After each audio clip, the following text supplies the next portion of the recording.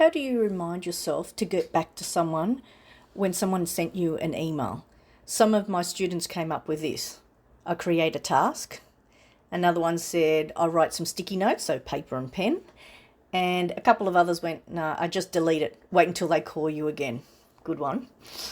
For follow-up command button, that's what I use. So on your ribbon area at the top, you have the red flag button for follow up.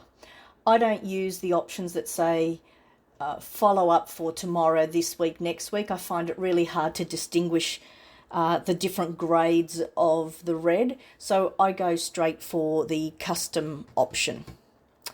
From the custom option, that's where I can put in some notes. Because when you open that up, at the top it says flag 2, and you don't have to go for the options that they give you, which is for your information, forward, read, reply to this. You can actually type in there and put absolutely anything that you want, and it's not, it gives you a fair amount of space for you to write in there as well. Once I type in a comment, I also assign myself a date when to follow this up, a date when to go back and chase it. You can also remind yourself and actually set a date and a time to remind yourself, which is really good. But once you do that, it's not enough, because the only place you're going to see that follow-up information is once you physically click on the message itself.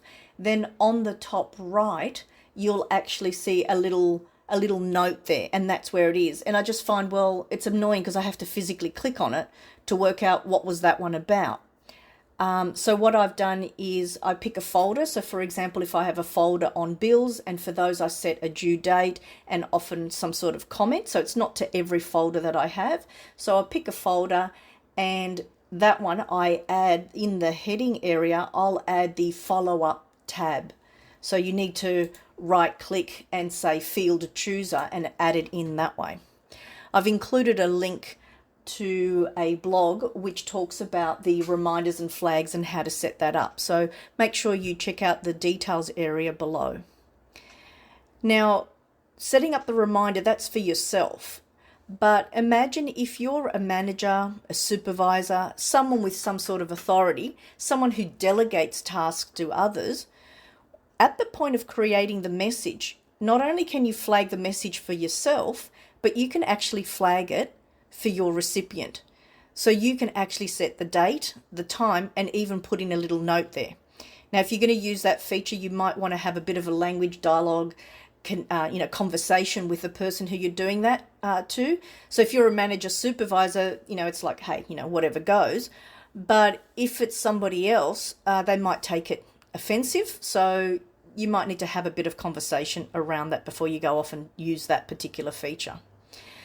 Something else that I use to help me to manage my messages is when I reply to a client, I make notes in the body of the actual email.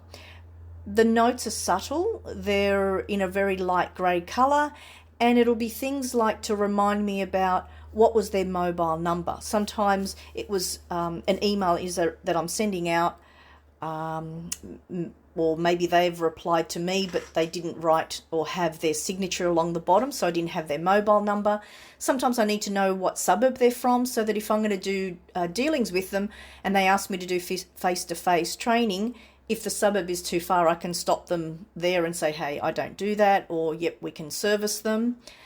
The other thing is I might put in a note in there about how this client came to me. What was the advertising medium? Did this client come from an ad campaign that I was working on, or did they come in through some newsletter?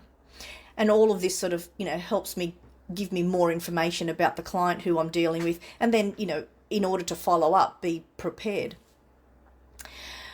When I receive a message, sometimes you might notice that the subject line is a little bit vague. And when you have to continuously reply, and there's backwards and forwards going on, if you leave that vague subject line, it just gets lost, or something that you go, okay, forget about it. I don't know what that's about, so I won't bother reading it. But you can actually, and I don't know if a lot of people realize this, you can actually change the subject line text. So I might change it from, are you available? It's really vague. Yeah, okay. But it would be nicer if it said, are you available September 6, 9, 15 and 20? That's a lot clearer, and at least, I've got more pictures in my head. Another one might be in the subject line, it might say Microsoft course. And I go, yeah, rightio. Well, that's a little bit vague, which course? So I might replace that with, once I've had the conversation with the people or once I've read the message a bit further, I might change that subject line to say Excel Intermediate 9th of September. It's a lot clearer, a lot quicker for me to use that subject line to then know what that's all about. Even in the body, you can actually edit the body of messages. Sometimes after having that conversation, you understand what the client is actually after, and you might want to tweak what was said in there. So yeah, you can go in there and make that change. How you make that change is when you open up the message, there's a little button that says action. Under that button there, it will say edit message, and then you can actually change the body of that original message, just to give you more information for yourself. If you receive a message, you might then go, right, well, hang on, this needs another type of action, not just me following up and calling them, but it might require me to set up a meeting. There's a button for, create a meeting. You can also send this message and connect with OneNote. OneNote is part of Office 365 suite, and with OneNote, it's a great place. It's like a scrapbook. It's also, if you're studying, collecting notes, collecting images, collecting links, it's a one place to collect that information.